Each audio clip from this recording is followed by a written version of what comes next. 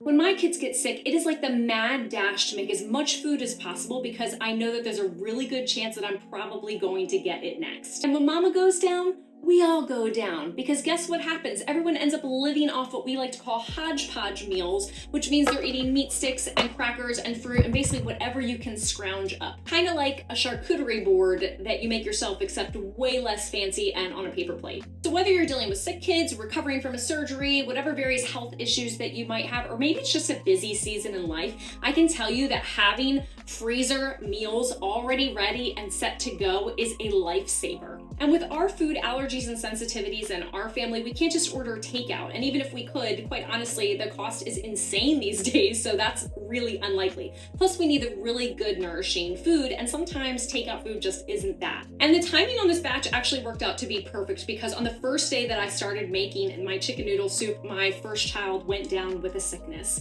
And then by the time I was finished my last soup, the fourth soup, my second child got sick. Now, I haven't gotten sick yet, and I'm hoping that I don't, but I've got 2 kids that have been hacking in the other room, so we just don't really know. But I know that I don't have to worry about keeping my family alive and fed because I've already prepared and have the soups ready to go. So I have made 4 soups. I've done Zuppa Toscana, chicken noodle soup, butternut squash soup, and a sweet potato chili, and I'm gonna show you that all here today. I'll show you what I put in them, the one problem that I had, and how just cooking a little bit extra has turned into 20 freezer meals ready to go. So when I was a kid, Campbell's chicken noodle soup was one of my comfort foods. I love the soft noodles in it, but my goal is to recreate a chicken noodle soup that still has those soft noodles in it, similar to the Campbell's chicken noodle soup, but I wanna make sure that it's way more nourishing. So this chicken noodle soup recipe has 2 phases to it. The first phase, you are adding the chicken, you're doing the liquid, you're also adding the onion and the seasoning and bay leaves, and then you're cooking it for a period of time in the Instant Pot. After 10 minutes on high pressure, you're then removing the chicken and setting it aside, and then discarding the bay leaf and the onion, or you can put it maybe in a bag if you use that for broth later. That brings us to phase 2, and the next step that you're gonna be doing is adding your chopped vegetables. So I had chopped carrots and celery, and I used that and put in the fresh parsley, as well as some dill and cooking sherry and some seasoned salt, and then I went ahead and put that in the Instant Pot as well. Once the Instant Pot was done with that phase 2, I then went and put the chicken back into the pot. During the time that it was cooking, I also prepared the pasta. Now for this, because I wanted to make it very similar to the chicken noodle soup that I grew up with, I took spaghetti and split it into thirds. I used a gluten-free spaghetti. You can of course use whatever your favorite one is. I then cooked it al dente to about 1 minute. I probably could have cooked it the full amount of time because I do like the noodles soft in my soup, but then you can add it to the bowls, the individual bowls, when it is time to serve the soup. I would not recommend putting it in with the broth while it is still hot because it will soak up all that broth. We did have it that night for dinner, but then also I wanted to use the leftovers of it to put into the super cubes. So what I did was wait for the soup to completely cool, and then I added the pasta, all those little noodles on the bottom of the super cube, and then I went and go ahead and poured more of the soup on top to make my brick, and then I went and froze it. And this is the soup that my oldest child is like his comfort soup for when he's sick. My family's not like a huge soup family, but for some reason when people get sick, they just want soup. And chicken noodle soup seems to be that kind of soup that just is not only nourishing for your body, but actually tastes really good when you're not feeling good. So it was perfect timing for him. Now for the second soup is Zuppa Toscana, and this is where I ran into a problem. Have you ever been to Olive Garden and tried their Zuppa Toscana? Because from what I remember from years and years ago, back before I was gluten-free and dairy-free, that soup was so good. So that has always stuck with me. So I love making Zuppa Toscana at home, but I've never actually frozen it. So this was a trial and error with the Zuppa Toscana. So we'll talk about that in a second. But first, let's talk about how I made it. Now, this also happens to be an Olive Garden copycat of the Zuppa Toscana, and I do make it dairy-free. So what you want to do is make sure that you have sausage, and that it's a sausage that you like. So first, you're going to saute the onions and brown the sausage in this recipe. Then you add your garlic and your oregano. This recipe also takes potatoes. So I knew that people have an issue with russet potatoes being very starchy when they're putting it in the freezer. So what I wanted to do was use a more waxy potato. So I ended up using red potatoes in the soup to see how that would do. So I added the potatoes and the broth, and I set it for 5 minutes in the Instant Pot. When the soup was done, I added the spinach to the soup, but I also added a can of coconut cream. So what I do is I take a can of coconut milk, I flip it upside down, just making sure that it's not too warm in your home. If it is, you might have to put it in the refrigerator because you want it to separate. So I turn it upside down, open it up, I pour that water out if I don't want to use it for that soup, and I might use it for something else. It's really good for smoothies is one option as well. And I take the cream in the bottom of the can and then I mix that in. That gives me a really good creamy soup base, especially for a dairy-free soup. Now, if you don't need to be dairy-free, you can just use half and half and that works well too. Then I froze it in the super cubes overnight. I then bagged it up and I tried one of them a few days later, and I have to say, even though the flavor was so good on the soup, I did not like the texture of the potato. I really thought that these potatoes, being red potato and just being a waxy or less starch potato, would work well, but it really did not. It just had this like mealy flavor or taste or texture in the center that I really did not like. So if you have successfully frozen soups with potato, please tell me in the comments how you do it successfully where it doesn't change the flavor like that. I did notice that the bigger the chunk was, the more it had that texture issue, where the smaller it was, it didn't. And it also broke up a lot in this soup. So I would recommend that if you are gonna do this soup to freeze it, that you not do it with the potato unless someone has a really good idea in the comments or a suggestion of how to avoid this issue. But you can also use something like white beans might be a good option, or even rice, and that might be something that you add later also. Now with the potatoes, I probably in the future would just add that later to the soup. Now these next two soups freeze perfectly. There are no texture issues, and there is one little trick that I do for one of them to help get more healthy fats in my kids' diets. This is a sweet potato chili. This has no beans in it. Could you add beans? Probably. I don't personally like beans, so we leave it out and we do the sweet potato chili instead. This sweet potato chili has a lot of chopping, so I really like to prep that in advance before I even start any components of the soup. So what I do is I chop up the onion, the celery, the carrots, and I get the ground beef ready, I get the cloves ready, and even the sweet potatoes. I'm trying to get ready all before I start the soup. It also takes a bell pepper and lots of seasoning, so it really helps if you have that out and ready to go before you begin. First thing you're gonna do is saute your celery, carrots, and onion, and then you're gonna add in your ground beef to brown that. The next thing you're gonna do is add all your other ingredients, like your seasoning, your bone broth that you're gonna need. You'll also add your crushed tomatoes and your tomato paste, and that cooks for 10 minutes in the Instant Pot with a quick release afterwards. Here's how I add more healthy fats for my kids. When that chili is done, I take then more of that coconut cream from my can. So I'll get a new can of coconut milk,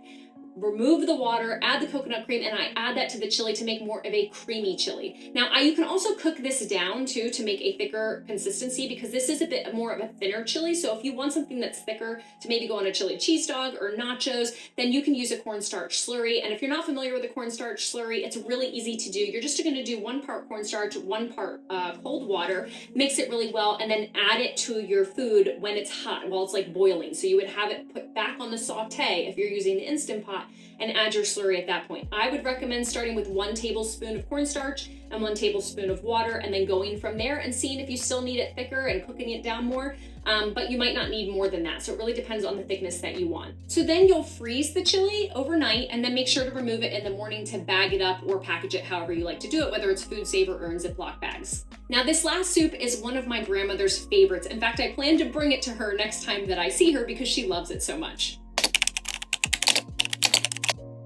I have to ask, did something happen in the olden days, back when the dinosaurs roamed the earth, that the old folks seemed to just love butternut squash soup? It was all the rage. I just am genuinely curious, because it seems that all the older folks in my life love butternut squash soup. All the grandparents and my mother, who's also a grandmother, they all love butternut squash soup. And so I don't blame them, but I just don't see too many young people really recommending it or eating it. Maybe I'm wrong. I'd love to be proved wrong for that one. But the truth is this soup is amazing. Like, it's not only delicious, but it is really good for you. It has a really good set of ingredients in it and nutrients for your body. So when you are sick, it's gentle on your body and your stomach. So it's just the perfect sick day soup.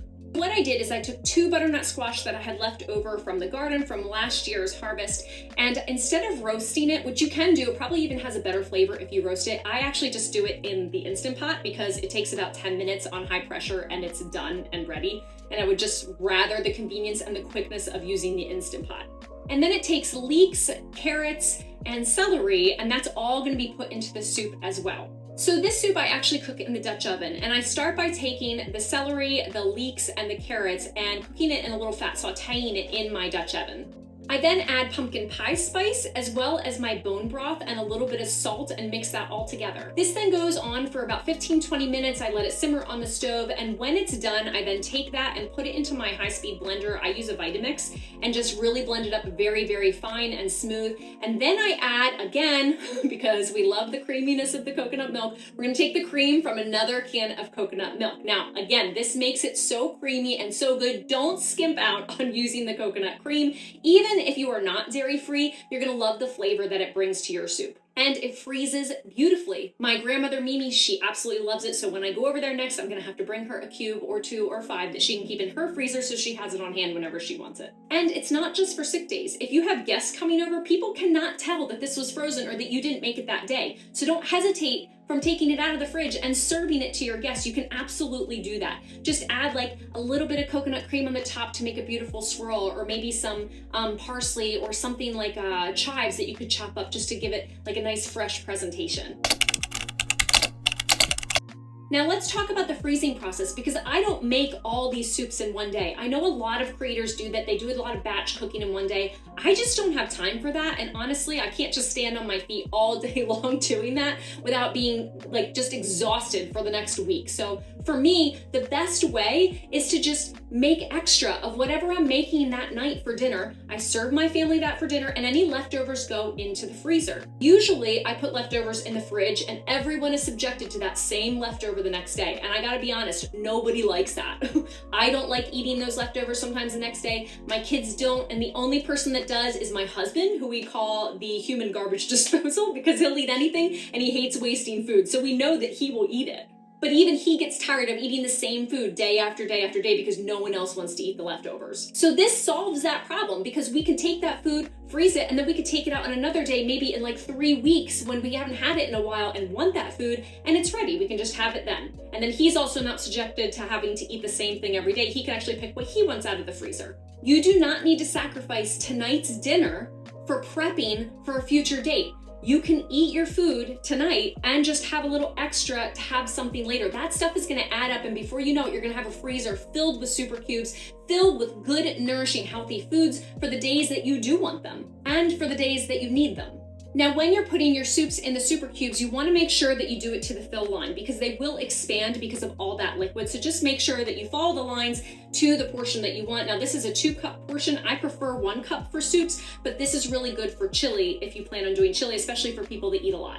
And you want to make sure that you are putting your soups into the super cubes when they are completely cool. Don't add them in hot. Not only is that going to reduce your chance of freezer burn, but you're also going to help to not allow the silicone to absorb more fats and oils than it really should. Now, silicone is not porous in the way that a sponge is porous, but it does absorb fats and oils on a molecular level. So it can kind of absorb some of those flavors and those strong fats, oils, and seasonings that are in your food, and you don't want it to be imparted into your other foods or to stink really badly. So I actually did a whole video on this. If you want to see it, I'll post up the link right above here so that you can check out how to properly care for your super cubes, and then also how to prevent some of these issues from happening. Once you froze them overnight, you can then package them up. So whether you want to use Ziploc bags or you want to use food saver bags, you can do either one. It's really up to you, or maybe even the vacuum sealer if you have like the vacuum seal bags. Those are all great options for you. I prefer the food saver whenever possible, just because I don't know when we're going to eat it next, and I'm just concerned about getting too much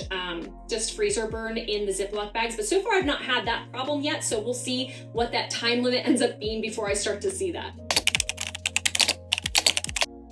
Reheating is the easiest part of this process. So all you have to do is take your super cube, stick it in a glass dish. I usually just use storage dishes that I have. You can use the Crocs that Super Cubes offers, but I prefer just using these little storage dishes because it's what I already have on hand. And then you just pop it in the microwave for about 2 minutes, break it up, and then put it in for about another minute or two. It usually takes between 3 to 5 minutes for soups to come to a warmth that's not too hot and burning your mouth. So that seems to be the perfect time for them. It does not take long. Now, can you do it on the stove? Yes, you absolutely can if you prefer that. But I really want the ease of my kids being able to heat up their own food very easily in the microwave on days that I'm not feeling good or that I am sick, so that I'm prepared. Now, there are other creators that what they'll do is they'll create almost like a soup base, and they'll cook the soup down a lot and then just add water to make more broth when they're doing it on the stove. And that is a great idea. That's not something that fits our family as well, because I do need my kids to be able to do it on their own and not be going over the stove and having to deal with adding more broth or figuring out that whole ratio thing. So for convenience, this is what works for us.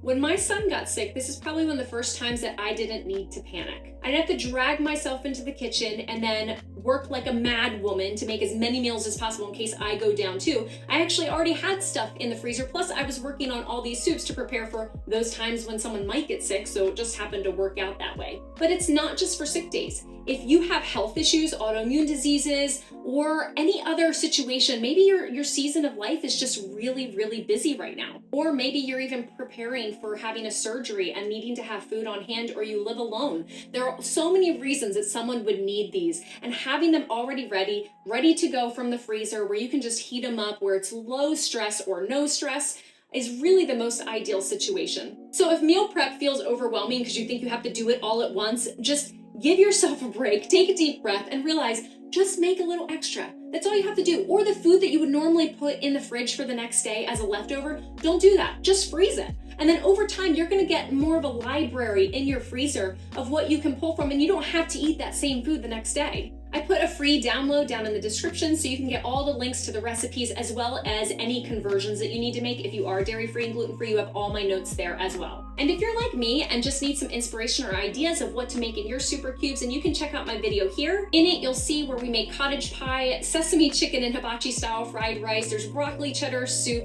creamy beef and shells, broccoli, chicken and cheese casserole, so many things, Korean beef, so definitely check that out. I'll link the super cubes in the description at the bottom, but listen, don't wait until it's too late and you're in a panic like I have been all the times in the past. Be ready now. Start prepping foods now. Even if you don't use super cubes, you can do this. You can still do it in bags. People have been doing that forever. You can do it in containers like these. There are so many options for you. So just prepare ahead of time and it's going to make your life so much easier.